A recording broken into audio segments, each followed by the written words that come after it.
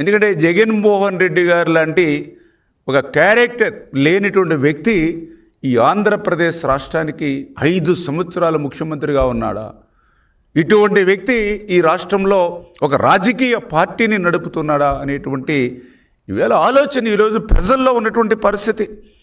ఎందుకంటే ఈరోజు ప్రజల్లో ఒక ఆలోచన, మనందరికీ తెలుసు, వివేకానంద రెడ్డి ఒక వివాదరహితంగా ఉండి కడప జిల్లాలో ప్రజలందరిలో కూడా ఒక మంచి పేరున్నటువంటి వివేకానంద రెడ్డిని గొడ్డలిపోటుకి వెయ్యడానికి ముందే ఆయన జగన్మోహన్ రెడ్డి ఆయన రాజకీయ భవిష్యత్తు కోసం ఆ రోజు వివేకానంద రెడ్డి గారు పార్లమెంటు సభ్యుడిగా ఎంపీగా ఉంటే మరి జగన్ తన రాజకీయ భవిష్యత్తు కోసం వివాదరహితుడిగా మంచి పేరు కడప జిల్లాలో ఉన్నటువంటి వివేకానంద రెడ్డి గారి ఎంపీకి రాజీనామా సైతం బలవంతంగా భయపెట్టి ఆ రోజే రాజీనామా లెటర్ పంపిస్తే మరి సోనియా గాంధీ ఆ రోజు మరి జగన్మోహన్ రెడ్డిని మందలించినటువంటి మాట వాస్తవమా కాదా అనే విషయాన్ని కూడా ఈ సందర్భంగా తెలియజేయమని కోరుతూ ఉన్నాం.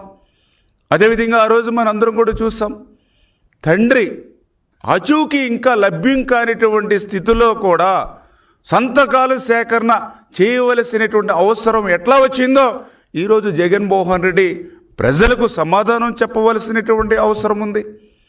నాడు తండ్రి మరణానికి రిలయన్సే కారణమని చెప్పి ఆ రిలయన్స్ల మీద సైతం దాడులు చేసినటువంటి మీరు అధికారంలోకి వచ్చిన తర్వాత అదే రిలయన్స్ కంపెనీకి పదవులు మరి ఎట్లా అప్పచెప్పారో ఈరోజు జగన్మోహన్ రెడ్డి రాష్ట్ర ప్రజలకు సమాధానం చెప్పవలసినటువంటి అవసరం ఉంది.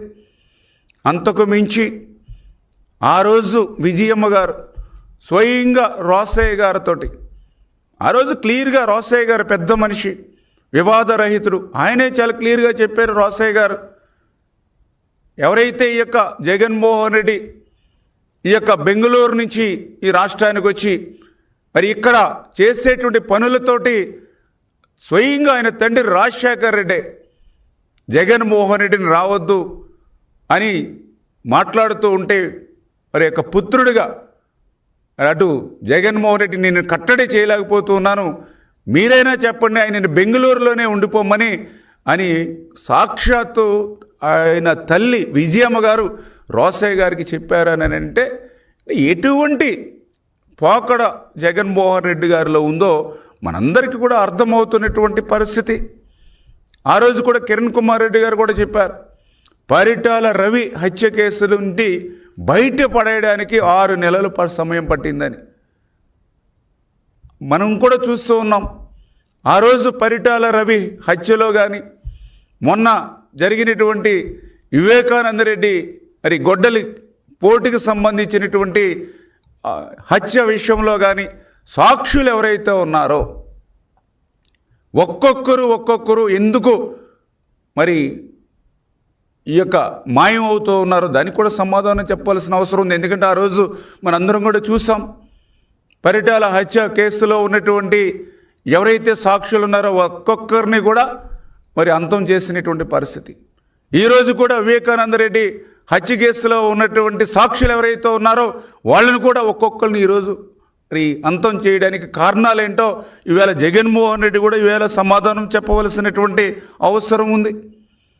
అదేవిధంగా ఆ రోజు వివేకానంద రెడ్డి మరి మొదట ఇది గుండెపోటు అని చెప్పి ఎందుకు ఆయన గొడ్డలిపోటుని దాయవలసి వచ్చిందో ఈరోజు ప్రజలకు కూడా సాక్షాత్తు ఆయన సాక్షి పత్రికలో కానీ ఆయన సాక్షి ఛానల్లో కానీ ఆ రోజు ఇది గుండెపోటు అని చెప్పి గొడ్డలిపోటుని మరి ఎందుకు మార్చారో ఈవేళ జగన్మోహన్ రెడ్డి ప్రజలకు సమాధానం చెప్పవలసినటువంటి అవసరం ఉంది. స్వయంగా సొంత చిన్నాన హత్యకు గురవుతే గంటన్నరలో ఆ ప్రదేశానికి రావాల్సినటువంటి సమయం ఉన్నటువంటి పరిస్థితుల్లో కూడా మరి 12-14 గంటల సమయం తీసుకుని అక్కడున్నటువంటి సాక్ష్యాలన్నీ కూడా చెరిపేసేటువంటి విధంగా. ఎందుకంటే ఆ రోజు మనం చూసాం, గొడ్డలి పోటుకి గురై హత్యకు గురవుతే అక్కడ రక్తపు మరకలు చెరపడం దగ్గర నుంచి అక్కడ ఎవరైతే చనిపోయినటువంటి వ్యక్తికి డ్రెస్సింగ్ చేసి మళ్ళీ కుట్లేసినటువంటి పరిస్థితి ప్రపంచ చరిత్రలో ఎక్కడ కూడా చనిపోయినటువంటి వ్యక్తికి మళ్ళీ డ్రెస్సింగ్ చేసి కుట్లేసి అంటే ఈ రకంగా ఇది హత్య కాదు అనేటువంటి విధంగా మరి ఈ యొక్క సాక్ష్యాలను కూడా చెరిపేసేటువంటి విధంగా మరి ఏదైతే జగన్మోహన్ రెడ్డి ఆ రోజు వ్యవహరించాడో ఈరోజు ప్రజలకు కూడా సమాధానం చెప్పవలసినటువంటి అవసరం కూడా ఉంది అనేటువంటి విషయాన్ని కూడా ఈ సందర్భంగా తెలియజేసుకుంటూ, అదేవిధంగా ఈరోజు ఈ యొక్క సాక్షి మరి ఈవేళ వాళ్ళ మీడియాలో కూడా మేము చూడడం జరిగింది ఏదైతే రంగా గారి మరణం గురించి. ఈవేళ రంగా గారి పేరు కానీ ఆయన గురించి కానీ మాట్లాడేటువంటి అర్హత ఈ జగన్మోహన్ రెడ్డి కానీ వీళ్ళ పార్టీకి కానీ ఎక్కడ ఉందని అడుగుతూ ఉన్నాం. ఎందుకంటే ఆ రోజు రంగా గారిని హత్య చేసినటువంటి కుటుంబం ఈరోజు ఎవరి దగ్గర ఉంది? ఈరోజు జగన్మోహన్ రెడ్డి సమాధానం చెప్పవలసిన అవసరం ఉంది. ఆ రోజు రంగా గారి హత్యలో ప్రధాన నిందితుడైనటువంటి కుమారుడు ఈరోజు ఎవరి దగ్గర ఉన్నాడు, ఏ పార్టీలో ఉన్నారు, ఎక్కడున్నాడో ఈవేళ జగన్మోహన్ రెడ్డి సమాధానం చెప్పవలసినటువంటి అవసరం ఉంది. ఆ రోజు రంగా గారి హత్యలో ప్రధాన నిందితుడైనటువంటి కుటుంబానికి ఆ రోజు హైదరాబాదులో అత్యంత విలువైనటువంటి 1000 కోట్ల రూపాయల విలువైనటువంటి భూమిని గిఫ్ట్గా ఎందుకు ఇచ్చారో ఈవేళ సమాధానం జగన్మోహన్ రెడ్డి చెప్పవలసినటువంటి అవసరం ఉంది. ఆ రోజు రంగా గారి పట్ల అత్యంత అభ్యంతకరంగా రంగా గారు ఒక రౌడీ అని అభ్యంతకరమైనటువంటి వ్యాఖ్యలు చేసి కాపుల ఆగ్రహానికి గురైనటువంటి గౌతమ్ రెడ్డికి నువ్వు ఏదైతే ఫైబర్ గ్రిడ్ చైర్మన్ పదవి ఇచ్చి ఎందుకు సత్కరించావో ఈవేళ జగన్మోహన్ రెడ్డి సమాధానం చెప్పవలసిన అవసరం ఉంది.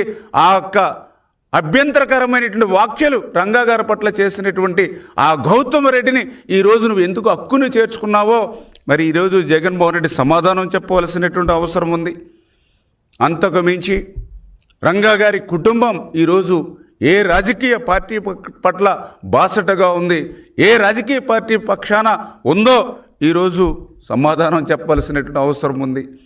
అంటే ఈ రకంగా మరి ఆ రోజు మరి కాపు బిడ్డ రంగా గారి యొక్క హత్యలకు పాల్పడినటువంటి నిందితుల కుటుంబానికి నజారాన ఇచ్చినటువంటి మీరు రంగా గారి పట్ల అభ్యంతరకరమైనటువంటి వ్యాఖ్యలు చేసి కాపుల ఆగ్రహానికి గురైనటువంటి వారికి ఉన్నతమైనటువంటి పదవులు ఇచ్చి సత్కరించినటువంటి మీరు ఆ నిందితుల కుటుంబాన్ని హక్కున చేర్చుకుని ఈరోజు మరి వాళ్ళతో చట్టాపట్టాలు వేసుకు తిరుగుతున్నటువంటి మీరు ఈవేళ కాపుల గురించి కానీ రంగా గారి గురించి కానీ మాట్లాడేటువంటి అర్హత ఈ జగన్మోహన్ రెడ్డికి లేదు అనే విషయాన్ని స్పష్టంగా ఈ సందర్భంగా తెలియజేసుకుంటూ, మరి ఈ రకంగా మరి ఇటువంటి వ్యక్తి అంటే ఒక రకంగా ఇటు క్యారెక్టర్ అంటే ఆ రోజు నుంచి ఈ రోజు వరకు కూడా జగన్మోహన్ రెడ్డి అంటే ఆ రోజు తండ్రి అధికారాన్ని అడ్డం పెట్టుకొని రాజకీయాల్లోకి వచ్చి లక్షల కోట్లు సంపాదించి ఆ రోజు ఆర్థిక వ్యవస్థలన్నింటినీ కూడా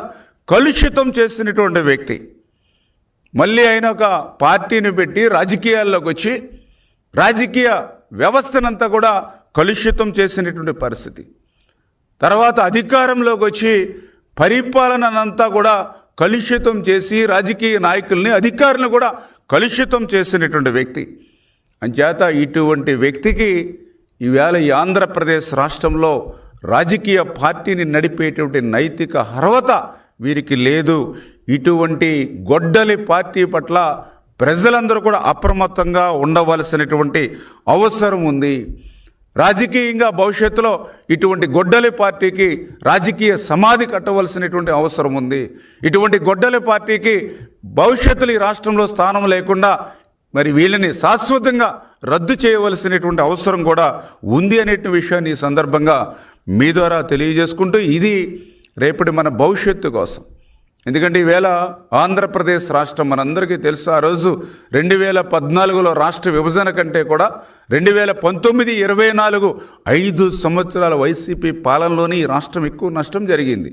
అటువంటి నష్టాన్ని పూడ్చేటువంటి దశలో ఒక పక్కన మరి ముఖ్యమంత్రిగా చంద్రబాబు నాయుడు గారు, ఉప ముఖ్యమంత్రిగా పవన్ కళ్యాణ్ గారు, నరేంద్ర మోడీ గారి యొక్క ఆశీస్సులతో ఈ రాష్ట్రాన్ని మళ్ళీ పరిపాలన పట్టాలెక్కించి మళ్ళీ ఈ రాష్ట్ర ఆర్థిక వ్యవస్థను గాడిలో పెట్టి మళ్ళీ ముందుకు ఈ రాష్ట్రాన్ని తీసుకెళ్తూ ఉంటే మరి ఈ రకంగా రాష్ట్రాన్ని మళ్ళీ ధ్వంసం చేయాలి, రాష్ట్రాన్ని మళ్ళీ పరిస్థితిని అంతా కూడా విధ్వంసం చేయాలనేటువంటి ఆలోచనతోటే ఈ వినాశనం విధ్వంసమే ఎజెండాగా పెట్టుకుని గొడ్డలి మరి ఒక జెండాగా పెట్టుకున్నటువంటి ఇటువంటి గొడ్డలి పార్టీ పట్ల ప్రజలందరూ కూడా అప్రమత్తంగా ఉండవలసినటువంటి అవసరం ఉంది అని చెప్పి మీ ద్వారా మరి ప్రజలందరికీ కూడా తెలియజేస్తూ ఉన్నాను.